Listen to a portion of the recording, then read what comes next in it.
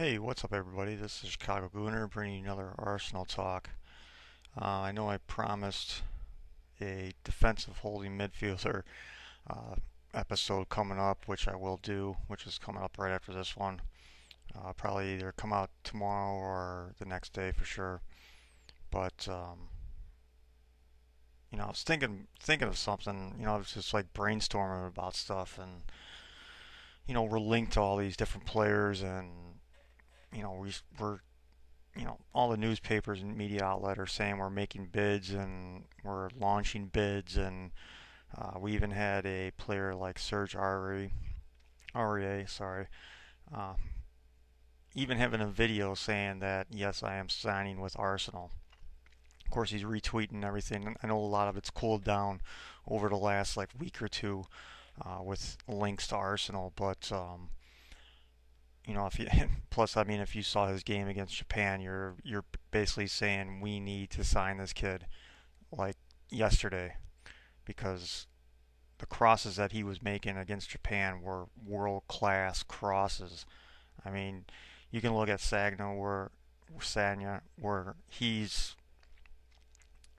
great defensively, but he might only put in maybe one or two good crosses a game.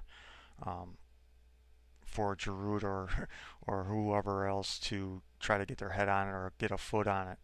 But this kid was making world class crosses the entire game, and it wasn't until about the 64th, it was about the 64th minute that Bonnie scored, and then Javino scored off both headers, both crosses from Aurier, and he's got a lot of work to do as far as defensive minded goes, but he has a pace to make up for.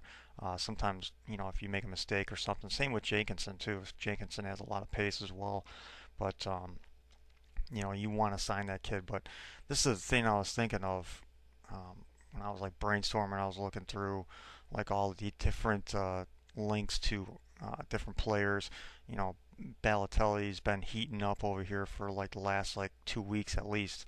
I know there's been links to him for ever since back in February, like early mid February. There's a couple links to um, Balotelli's agents talking to Arsenal about a possible move over the summertime. But I'll get into right now. I'm not gonna keep talking. I'll talk about more after I say this. But what if Arsenal has already signed one player, two player, three players, maybe even, but they just don't want to announce it yet? Mainly because of the fact that the Puma deal doesn't come into effect until July 1st. Because right now they're still under contract. Technically they're still under contract to Nike.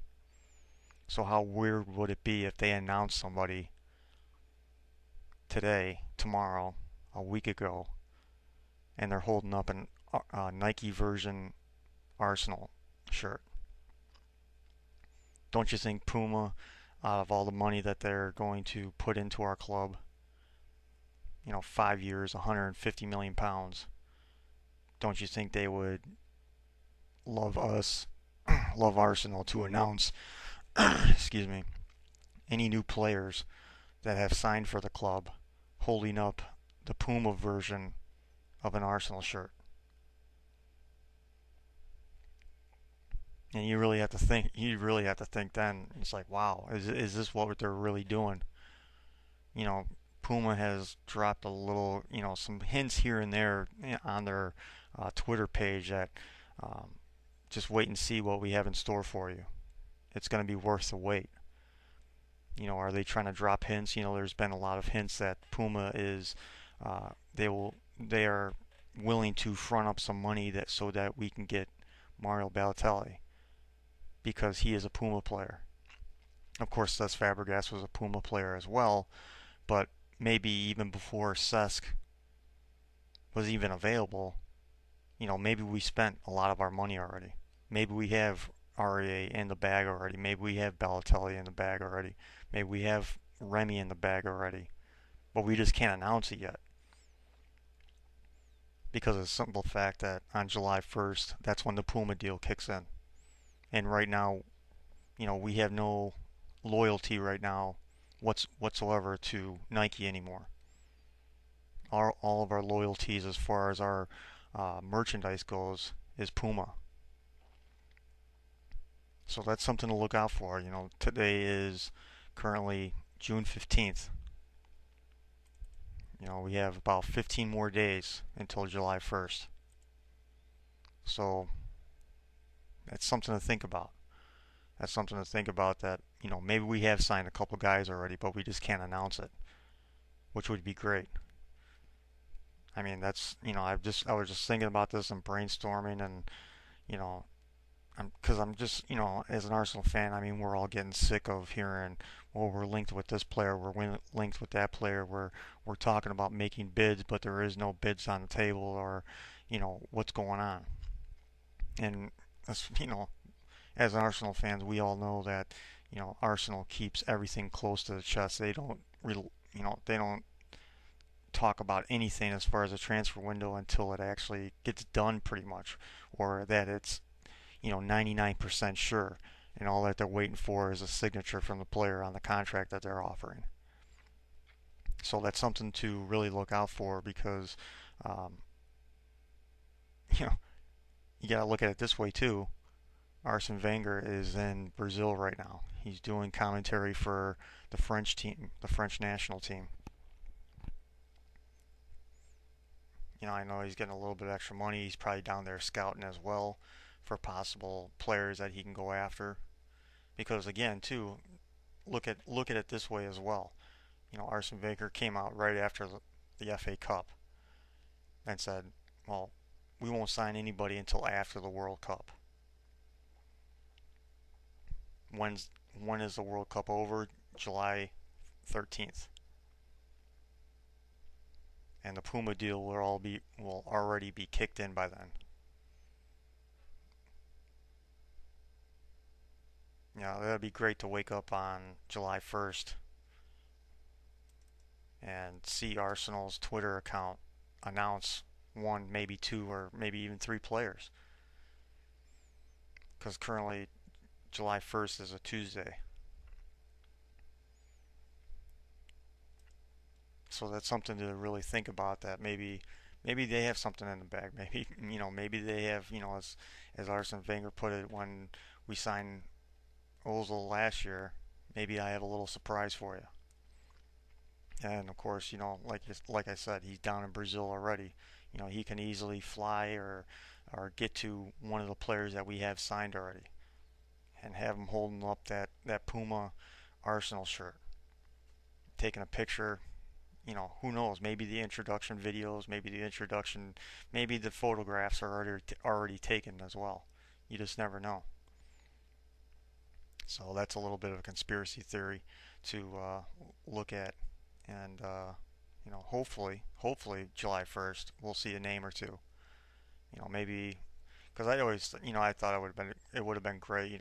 The day that Cesc Fabregas announced, his move to Chelsea, that maybe a day later that all of a sudden, boom, we'll announce like Mario Balotelli or something and say, hey, look what we got instead. We got our world-class striker. And speaking of Balotelli, if you saw him against England today, he was pretty he was pretty damn good. I see a lot of Arsenal fans who didn't want him before this game, and now they're all saying we want this guy. And of course, if you're in United States, you might want to look for it again because I'm sure it'll be run again. But ESPN did a nice little piece on Mario Balotelli about his from the time he was born until time is now, about all of his troubles in Italy, about the racism, some of his troubles back in his Manchester City days, sometimes, about people giving him a bad deal and or giving him a raw deal as far as, his attitude goes. He's a quirky guy, he's funny, but, from what I took from that ESPN piece, it seems like he's growing up. Is finally, when you're at that age of 18, 19, 20 years old, I mean, even 21, 22, you're still a kid. You're trying to grow into an adult. You're still trying to work your way through life. I mean, if you really look at his life too, I mean, he was in Italy his whole entire life up until, then he moved to Manchester City. He was in a new city, didn't know anybody. How is he supposed to act? He doesn't know how to act. So maybe he's growing up. But he played great, and he played disciplined. He played within how Italy wants to play. He can play patient, he can play fast. Um, his goal was great today. If you saw his almost chip right over Joe Hart, who was in no man's land.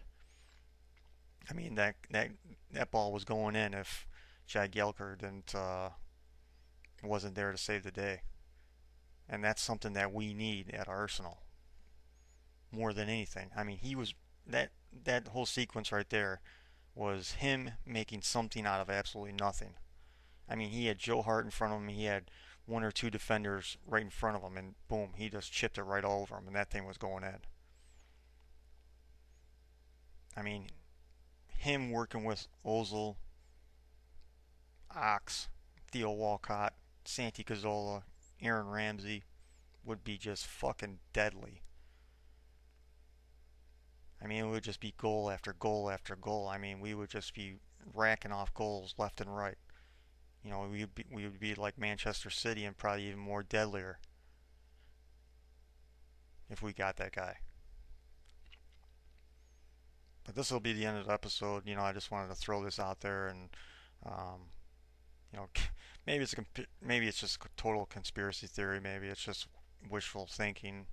Of course, Arsenal fans, all we can do is hope. So that's something maybe to look out for on July 1st. Maybe something good will happen. Maybe we can wake up not only to the new merchandise that comes out for Puma, but maybe we'll wake up and find a new player wearing an Arsenal shirt. So that'll be in the episode. Like I said, the defensive holding midfielder stuff will come out either tomorrow or maybe even today. Maybe I'll try to bang that out tonight or something like that. So um, that's it. Later.